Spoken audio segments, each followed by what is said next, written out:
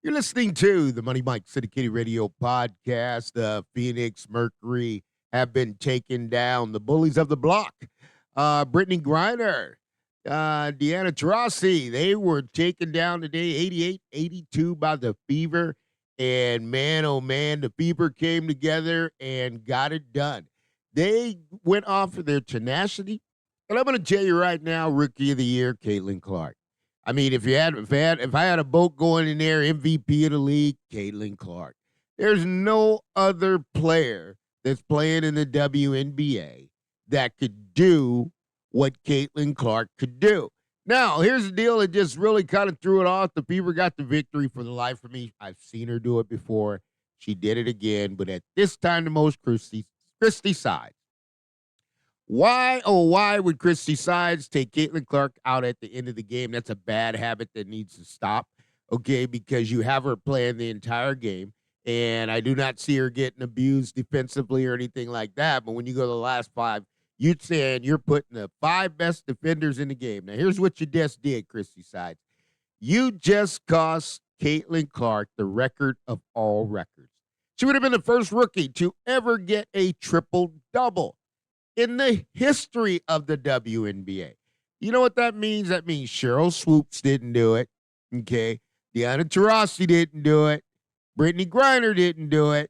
Maya Moore didn't do it. No one had an opportunity or came as close as today as Caitlin Clark. But guess what? Christy Sides has got this fanatic of coaching and what she believes was right. And, I just have a horrible time sitting there watching Caitlin Clark after playing all those minutes, will the team back, making the passes, doing everything possible that could be done. And then we'll get to the end of the game, I'm on the bench. Okay, that's a pill to swallow. And, for the life of me with, you look at that, you kind of say to yourself, why? Why would she leave her on the bench at the end of the game? She's the difference maker, gets steals, gets rebounds, gets assists. And you talk about it. This is where I'm going. Didn't shoot it well today, 39 minutes. Only time she came out of the game was for Christy Sides, who feels I got five better defenders that I can put in there at the end of the game. Doesn't mean they're going to play defense during the game. Just when I need them at the end of the game, I can put them all in there. But here's what Caitlin did. She was 4 of 14 from the field, 2 of 10 from the three-point line, okay? Didn't shoot it well outside today. Brought down 9 rebounds. 12 assists, okay, had 6 turnovers and 15 points. Okay, then you come back out of there. Mitchell came in there with 16. You got Boston with 17. And again, you got Nia Smith coming in there with 12 points. And then on the bottom end, you got Benbenye is really, man, that's the player they need. That's the high IQ player that they really needed that can really not be afraid, okay, to play basketball, not be intimidated. And like I said, if you can't beat the Fever, folks, get used to this pattern. It turns into bully ball. And that's what happened today. The Phoenix Mercury realized we can't beat them straight up, so now we're going to turn to bully ball. Okay, and when we turn to bully ball, you start getting technicals flying, you got elbows flying, you got people doing all kind of things because they cannot compete on the court. And if you ask me, Aaliyah, Boston, man, oh man, Boston put in some work. 8 rebounds, 4 assists, going to be in there. Got 3 offensive rebounds today. Shot at 6 of 9 from the field goal. 4 of 3, finished with 17 points. Now, Boston playing fantastic basketball. But here's what I need out of Boston. I need a little bit more out of Boston. Those free throw line jumpers, Boston, you got to drop those.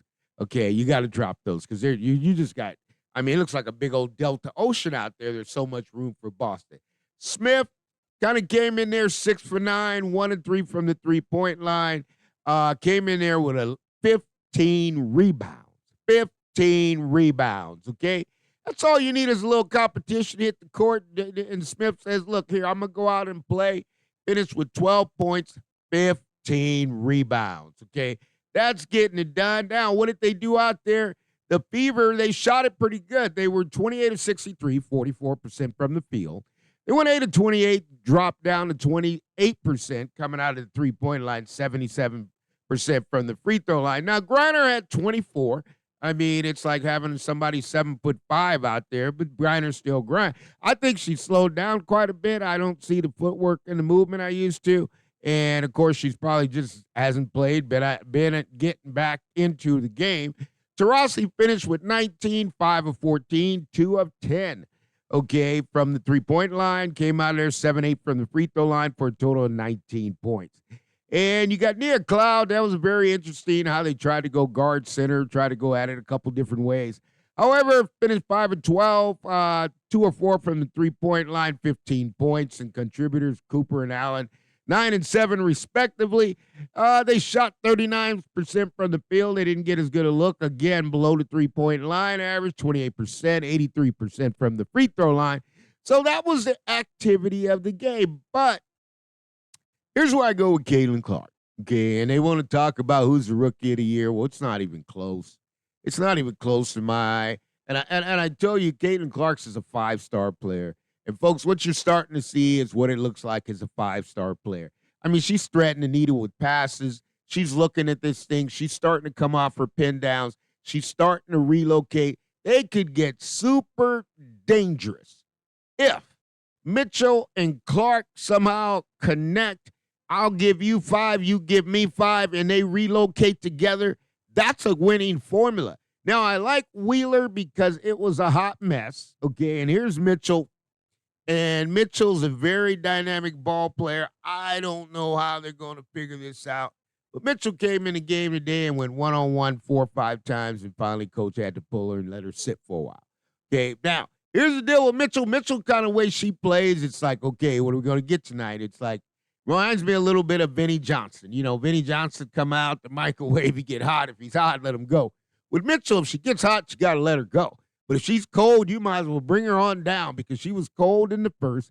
And it took an effort from Caitlin Clark. This is what I mean by 5-star. She doesn't quit. She got herself together. She figured out where she was. She figured out what she needed to do. And she came out there and played at a 5-star level.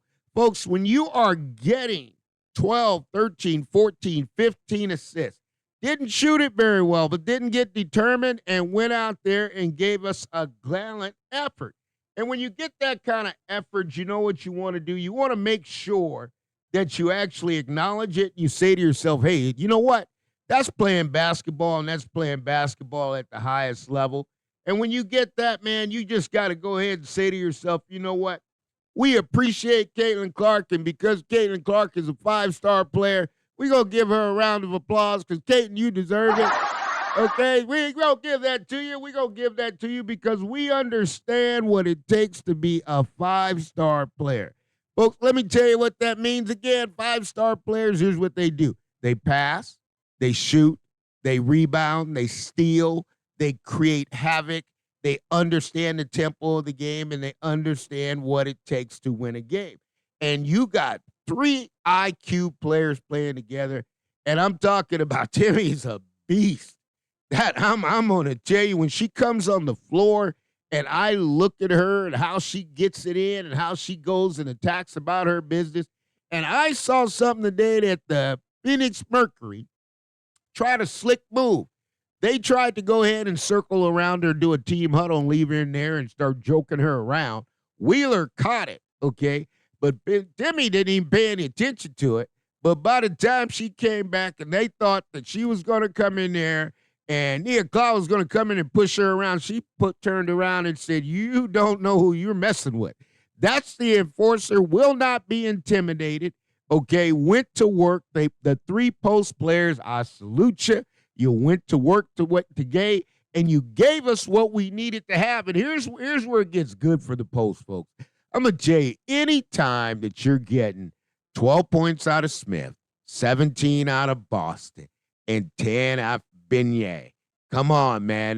That's special, okay? Because you got them down in the block scoring, and if you can keep that going, you're going to win some games. Now, they did a kind of relocate, kind of got Boston moving the ball around, kind of trying to kick it back out. They'll get better at that, and they'll get better at relocating to the spot. But when you look at the Fever today, that shows me something. Caitlin Clark is the MVP Okay, if it was my vote of the league, because the MVP now, obviously they'll look at it differently. I mean, you got to win games and things like that, but I don't think there's another player that is doing as much as Caitlin Clark does for the Indiana Fever. And I know that for a fact because here it is. This league has been in existence 28 years and nobody's had a triple double as a rookie. But if you got a rookie coming in and with all that usage and getting a triple double, and sometimes she wants to press it to a quadruple double. Because here's the deal with Caitlin Clark. Caitlin Clark had 6 turnovers. Now, honestly, folks, Caitlin, she's like Top Gun and Maverick. I mean, she's got to fly the plane a certain way.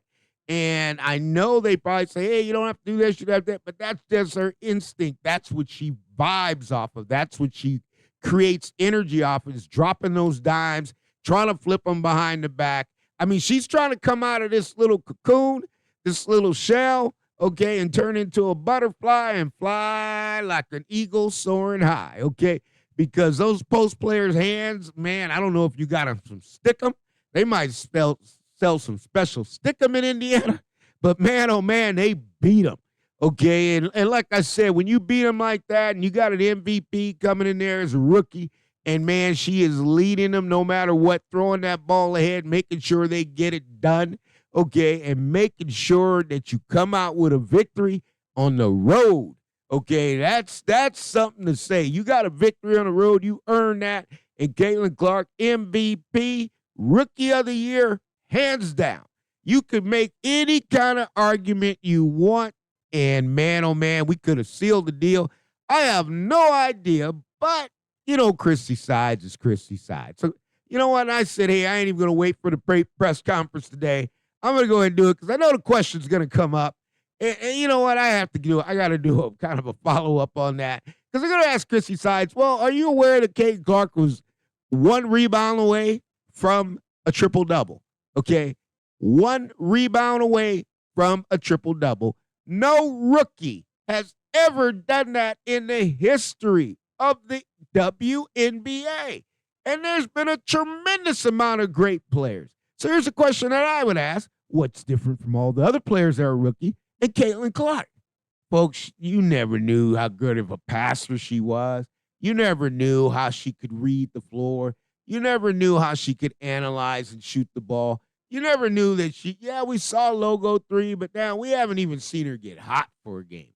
Okay, because she's working it in. When you start seeing players throwing the ball behind the back, start threading needles, that tells you they're getting real comfortable.